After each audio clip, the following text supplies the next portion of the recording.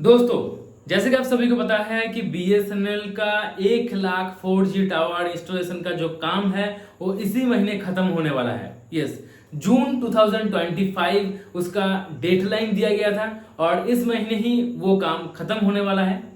तो जैसे ही ये काम खत्म हो जाएगा, इस महीने से ही बीएसएनएल का 5G का काम शुरू हो जाएगा।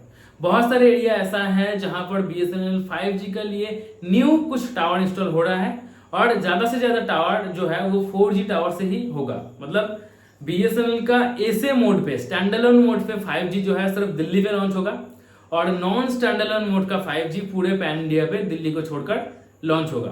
तो सिर्फ और सिर्फ दिल्ली में न्यू टावर इंस्टॉलेशन का काम चल रहा है, 5G टावर इंस्टॉलेशन का काम, और बाकी हर एक एरिया पे 4G टावर के ऊपर एक 5G का लेयर चढ़ा के, मतलब न्यू बैंड यूज करके 5G देने का काम शुरू कर दिया जाएगा इस महीने से ही।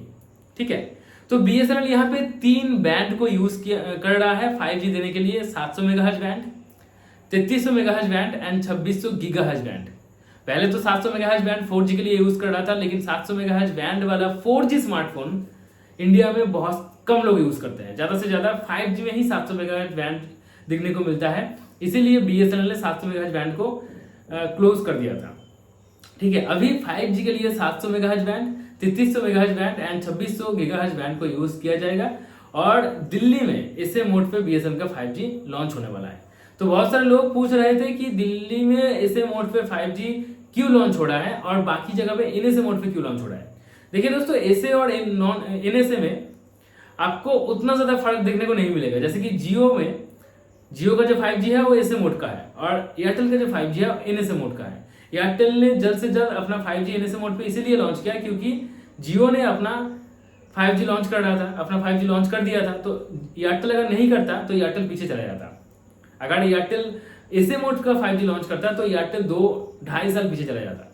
इसलिए एयरटेल जियो को कम्पीट करने के लिए अपना 5G एनएसए मोड पे ही लॉन्च कर दिया। लेकिन जियो एंड एयरटेल दोनों का ही 5G बहुत बढ़िया है, इसीलिए बीएसएनएल का एसए और नॉन एनएसए पे आपको उतना फर्क देखने को नहीं मिलेगा। लेकिन दिल्ली पे एसए मोड का 5G इसीलिए लॉन्च किया जा रहा है क्योंकि बाद में 1 से 2 साल बाद, लगभग 2.5 साल भी बोल सकते हैं, उस हर एक एरिया के अंदर बीएसएनएल का जो 5G चलेगा वो एसए मोड पे ही चलेगा पूरे पैन इंडिया पे। लेकिन अभी अगर बीएसएनएल अपना 5G ऐसे मोड पे पूरे पैन इंडिया पे लॉन्च करने चले जाते हैं तो लगभग 2027-28 साल तक समय लग जाएगा। इसीलिए सिर्फ टेस्टिंग के लिए ऐसे मोड पे कैसे चलता है, क्या प्रॉब्लम आता है, जो भी प्रॉब्लम आएगा उसको सॉल्व कर सकते हैं बीएसएनएल। इसीलिए आप बोल सकते हैं कि ऐसे मोड पे ही 5G चलेगा और उसको टेस्ट करने के लिए सिर्फ और सिर्फ दिल्ली पे ऐसे मोड पे 5G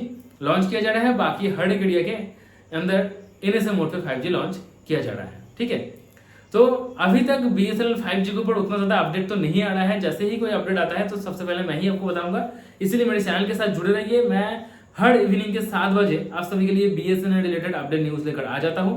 अगर आप स्पिरिचुअल व्लॉग देखना पसंद करते हैं तो प्लीज मेरे डिस्क्रिप्शन बॉक्स चेक कीजिए, वहां पर आप सभी को स्पिरिचुअल व्लॉग चैनल का लिंक मिल जाएगा, उसको सब्सक्राइब कर लीजिए।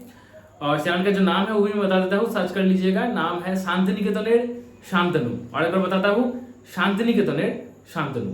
चलिए, आज के लिए इतना ही। Goodbye and take care.